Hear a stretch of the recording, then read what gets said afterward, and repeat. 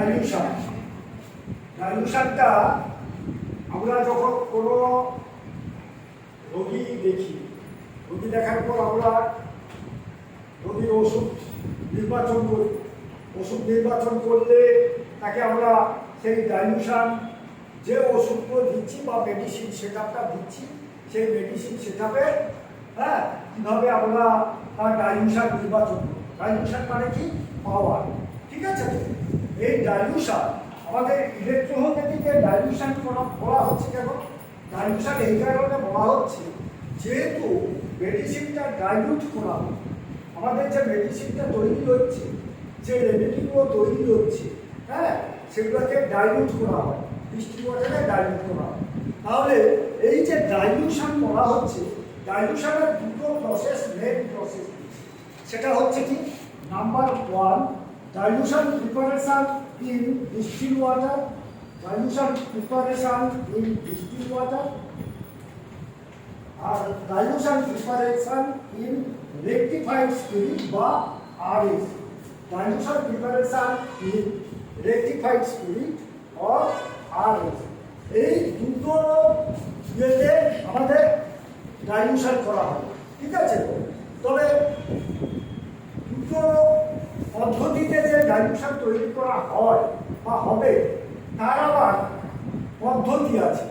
সেই পদ্ধতিকে বিভিন্ন, যখন কাউন্সিলর মেট্রিক এই প্যাথিটাকে আবিষ্কার করেছিলেন, তখন হয়তো যে পদ্ধতিতে তিনি ডাইলিউশন তৈরি করেছিলেন এবং যে এরিয়াতে তিনি বসবাস করতেন, বা জন্মেছিলেন, তিনি কোথায় জন্মগ্রহণ করেছিলেন? ইটালি বোলোগনাতে। ইটালি বোলোগনাতে তিনি জন্মগ্রহণ করেছিলেন এবং সেখানকার যে পরিবেশ পরিস্থিতি ছিল, সেই পরিবেশ পরিস্থিতিতে তিনি যে রেজাল্টে ডাইলিউশন করেছিলেন, তার রেজাল্ট হয়তো খুব ভালো হয়েছে। কিন্তু যখন এই ডাইলিউশনটা পরপর আমাদের এই এরিয়াতে আমরা এখন যে এনভায়রনমেন্টে বসবাস করছি, সেখানে ডাইলিউশন দেখা যাচ্ছে ততটা ওই পদ্ধতিতে ঠিক হয়েছে। তিনি বেশিরভাগ ডাইলিউশন তৈরি করেছেন ডিস্টিলড ওয়াটারে তৈরি করেছেন। ঠিক আছে তো? কিন্তু ওয়াটারে একটা সমস্যা দেখা দিয়েছে, কি বলতো? না, ওয়াটারে কাজ হয়েছে, কাজ হবেও, কিন্তু দেখা যাচ্ছে ওই মেডিসিনটাকে আমরা বেশি দিন রাখতে পারছি, মেডিসিনটা রাখতে পারছি না। 2 বছর, 2.5 বছর, তারপরে যখন যেগুলো রেয়ার মেডিসিন, সেগুলো দেখা গেল 5 বছর 10 বছর পরেও সেটা ব্যবহার করা হচ্ছে। কিন্তু 5 বছর 10 বছর পরে সেই মেডিসিন আর দেখা কাজ হচ্ছে না, তার সেডিমেন্ট পড়ে যাচ্ছে।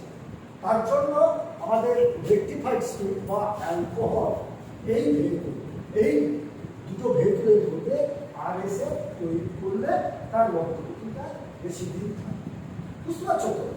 এবারে আমাদের এই ডাইলিউশন প্রিপারেশনে আমি প্রথম পার্টটা বলবো ডিস্টিলড ওয়াটারের প্রিপারেশন। দুটো পদ্ধতি বলবো।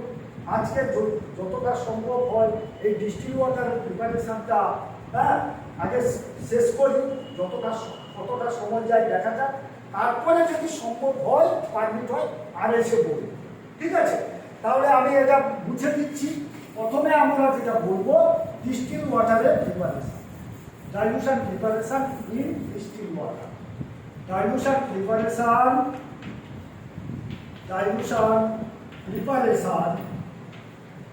in distilled water, এই ডিস্টিলড ওয়াটারে কিভাবে তৈরি করা হচ্ছে তার আগে আমি একটু প্রাথমিক ব্যাকগ্রাউন্ডটা বলি। আমাদের যে ওষুধ স্প্যাজেরিক অ্যাসিড তৈরি করা হচ্ছে, এই স্প্যাজেরিক অ্যাসিড প্রত্যেকটা প্ল্যান্টের স্প্যাজেরিক বের করানো হচ্ছে।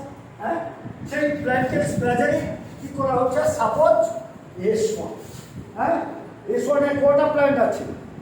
9টা প্ল্যান্ট আছে। এই 9টা প্ল্যান্টকে 9 প্ল্যান্টস প্রতিটা প্ল্যান্টে কিন্তু স্প্যাজেরিক তৈরি করা হচ্ছে।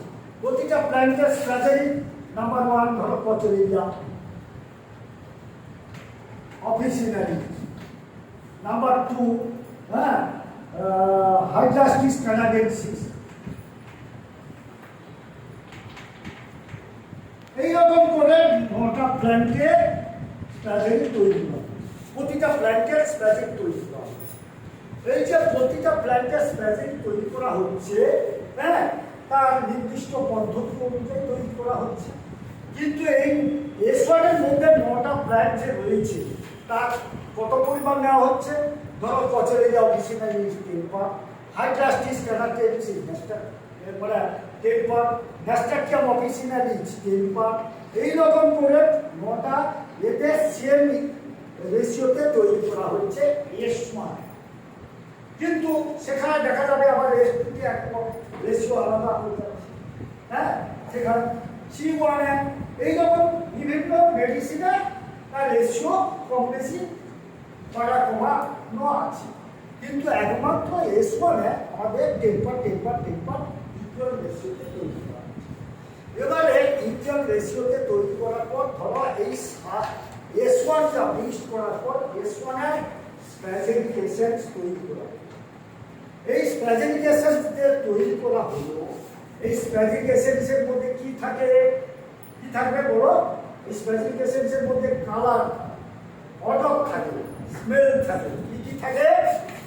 যে স্প্যাজেনিক এসেন্সটা তৈরি করা হচ্ছে এই স্প্যাজেনিক এসেন্সের মধ্যে কি থাকবে? কালার, স্মেল, কি, অডর, হ্যাঁ, থাকে। মানে একটা গন্ধ, দুর্গন্ধ ভাব, একটা গাছের নির্দিষ্ট একটা গন্ধ, স্মেল থাকবে, তাতে কালার থাকবে। তাহলে ওই অবস্থায় তাতে যে পয়জন পার্টটা থাকে সেই পয়জন পার্টটা, হ্যাঁ, হচ্ছে মার্কারি পার্ট, সল্ট পার্ট হচ্ছে তার পয়জন পার্ট। এবং তারই জন্য প্রত্যেকটা এসেন্সে তার একটা নিজস্ব কালার থাকে, তার স্মেল থাকে, তার অডর থাকে। বুঝতে পারছো তো? ওই অবস্থায় কিন্তু ইউজ করা হয়। যদি ইউজ করা হয় তাহলে কি হবে? তার, হ্যাঁ, মেডিসিনাল প্রপার্টিটা যখন আমরা ইউজ করব বিভিন্ন রোগীদের শরীরে তার ইফেক্ট, ব্যাড ইফেক্ট হবে। তার জন্য ওই অবস্থায় কালারলেস করতে হবে, স্মেললেস করতে হবে, অডরলেস করতে হবে। তাহলে কালারলেস, স্মেললেস, অডরলেস এটাকে যদি করতে হয় তখন কি করবো না 1:9 তাকে ডাইলিউট করতে হবে। 1:9 কিভাবে করা হবে না 1 পার্ট নেওয়া হবে স্প্যাজেনিক এসেন্স অফ S1, স্প্যাজেনিক এসেন্স অফ S1। আমি সাপোজাইভারের নাম দিয়ে দিলাম, একটা ওষুধের নাম দিয়ে দিলাম কি না স্প্যাজেনিক এসেন্স অফ S1। এই S1 এর স্প্যাজেনিক এসেন্সটা যখন তৈরি হলো তখন কালার আছে, স্মেল আছে, অডর আছে, নাকি? তার মানে তাতে সল্ট পার্ট আছে, মার্কারি পার্ট আছে। তাহলে ওই অবস্থায় আমরা রোগী ডাইলুশন তৈরি করা মানে রোগীকে দেওয়া যাবে না। তখন সেখান থেকে 1:9 সেটাকে আস্তে আস্তে করে কালারলেস, স্মেললেস, অডরলেস যখন করব তখন তাকে নামকরণ করব D1। D1 এ কি হলো না 1:9 যখন তৈরি করা হলো তখন দেখবে তুলনামূলকভাবে তার মধ্যে অনেকটা কালার আছে, হ্যাঁ, তাতে আবার স্মেলও পাচ্ছ, তাতে অডর পাচ্ছ। তখন সেখানে ওটাকে ওই ইউজ করা যাবে না। যখন কালার থাকবে, স্মেল থাকবে, ইউজ করা যাবে না। যখন আবার সেখান থেকে আবার 1:9 আবার যখন ইয়ে করবো দেখা গেল তাতে তুলনামূলকভাবে অনেকটা কালারলেস হয়ে গেছে, স্মেললেস হয়ে গেছে, অডরলেস হয়ে গেছে। তখন কিন্তু আরও আছে, তখন আমরা দরকার হলে, হ্যাঁ, যেটাকে বলে আতস্কাচ দিয়ে দেখবো, হ্যাঁ, দিয়ে সেখানে ল্যাবরেটরি টেস্ট করে দেখবো ইউজ করা যাবে কিনা। তখন তাতে ইউজ করা যাচ্ছে না, পয়জন পার্ট আছে। তখন আবার D3-তে আসবে 1:9। 1:9 যখন এলাম তখন সেখানে কালারলেস, স্মেললেস, অডরলেস দুটোটাই হয়ে গেছে। আবার একটি কথা বলি, অনেক প্লান্টের এসেন্স আছে বা মেডিসিনের এসেন্স আছে, এতটা গাঢ় তাতে দেখা গেল দিতেও কালার থাকছে, তখন সেখান থেকে কি ফোর সেই একই এই 1:9 প্রপোর্শনে যখন এসে গেলাম তখন এটাকে বলা হবে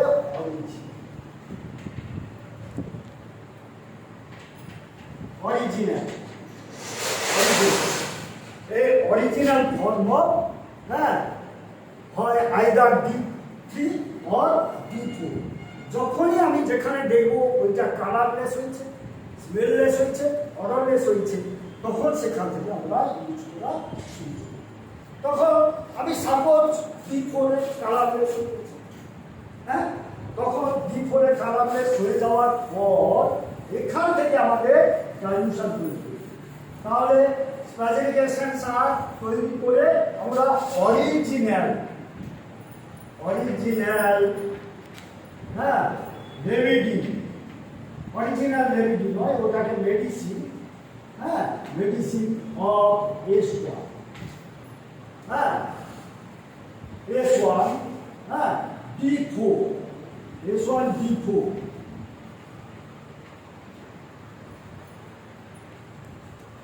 S1 D4।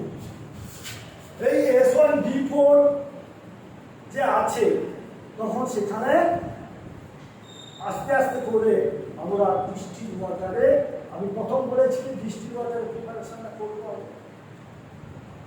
যখন ডিস্টিল ওয়াটারে করব তখন কি করব না, আমি প্রথম ফার্স্ট ডাইলুশন তৈরি করব। ফার্স্ট ডাইলুশনটা কিভাবে তৈরি হবে বলো? ফার্স্ট ডাইলুশনটা তৈরি হবে as per doctor count mentee. হ্যাঁ, তিনি যখন ইটালিতে এই প্যাটিটাকে আবিষ্কার করেছিলেন তখন তিনি 1:47 পার্টে তৈরি করেছিলেন। 1 পার্ট দিয়েছিলেন, 1 পার্ট হ্যাঁ taking from D4 mixed with কে আমি ক্লাস দিলাম, mixed with 47 part of distilled water and settling oil.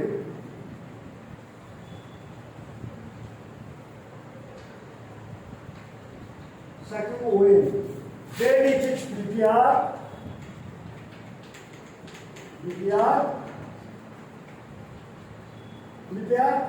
D5, D4 থেকে যদি আসি D5 হলো, ঠিক আছে? তো আমরা D4 থেকে আসছি, যদি D3 থেকে আসি কি হবে? তারপরটা D4, ঠিক আছে? তো এবারে 1 পার্ট টেকেন ফ্রম D4 কত পরিমাণ? 47 পার্টস অফ ডিস্টিল ওয়াটার। সেইভাবে আমাদের অঙ্ক কষে আমরা বের করে নিব, যত পরিমাণে আমি মিক্স করবো তত পরিমাণ। তাহলে 1 পার্ট প্লাস 47 কত হবে? 47 আর 1 কত? 48। তাহলে 48 আমি যত কোয়ান্টিটিতে তৈরি করবো 48 দিয়ে ভাগ করবো, ঠিক আছে?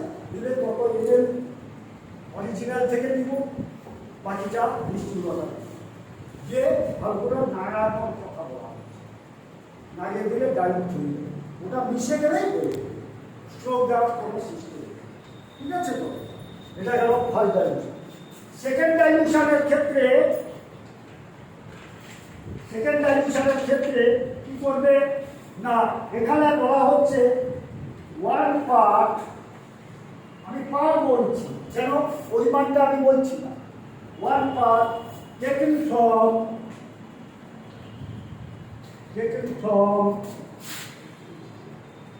কোথেকে dilution. High dilution mixed with plus polar mixed with 47 parts of distilled water. Then it is prepared and second way, and second way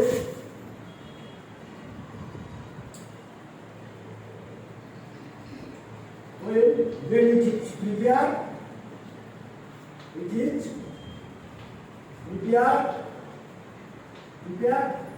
second dilution, second dilution. এইভাবে আমরা এই প্রসিডিউর 1:47 প্রসিডিউরে কি করা হয়েছে না first dilution, second dilution, third dilution, fourth up to 1000 dilution, up to 1000 dilution পর্যন্ত তুমি তৈরি করতে পারো তার এই প্রসিডিউর। ঠিক আছে, এই জায়গায় একটা ডিস্টিল ওয়াটারের লিটার ডাইলুশন বলে একটা আছে। এই লিটার ডাইলুশনটা কি এটা আমি মুছে দিচ্ছি, বুঝলে না? আমি বুঝেছো তো? হ্যাঁ, তাহলে এখানে আমি লিটার ডাইলুশন কিভাবে তৈরি করবো না, লিটার ডাইলুশনের ক্ষেত্রে জিনিসটা তুলে নাও। লিটার ডাইলুশন,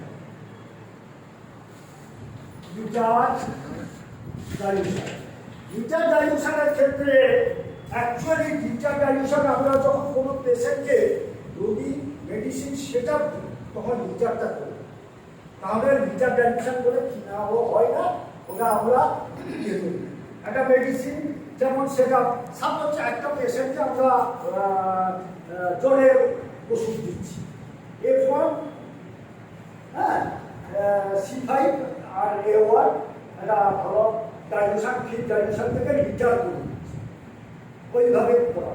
কিন্তু প্রসিডিউরটা মনে রাখবে, প্রসিডিউরটা কি না, ওয়ান পার্ট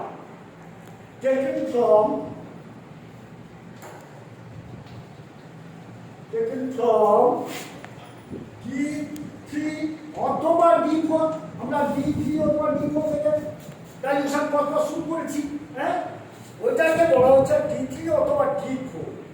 অথবা যখন আমি কোনো পেশেন্টকে মেডিসিন সেটা দিব তখন সেই ডাইলুশন দেব, কিন্তু আমার ডাইলুশন যদি আমরা লিটার ডাইলুশন তৈরি করার প্রসিডিউর শিখি সেখানে আমরা D3 অথবা D4 থেকে এটাকে আমরা করব। কিভাবে? তাহলে one part taken from D3 অথবা D4 or D4 mixed with 1 liter or কত ml?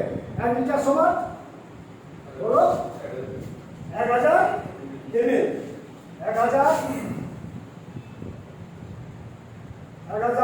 ml distilled water, and এই একই প্রসিডিউরে সেকেন্ড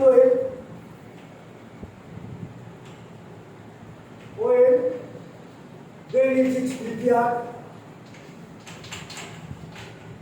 লিটার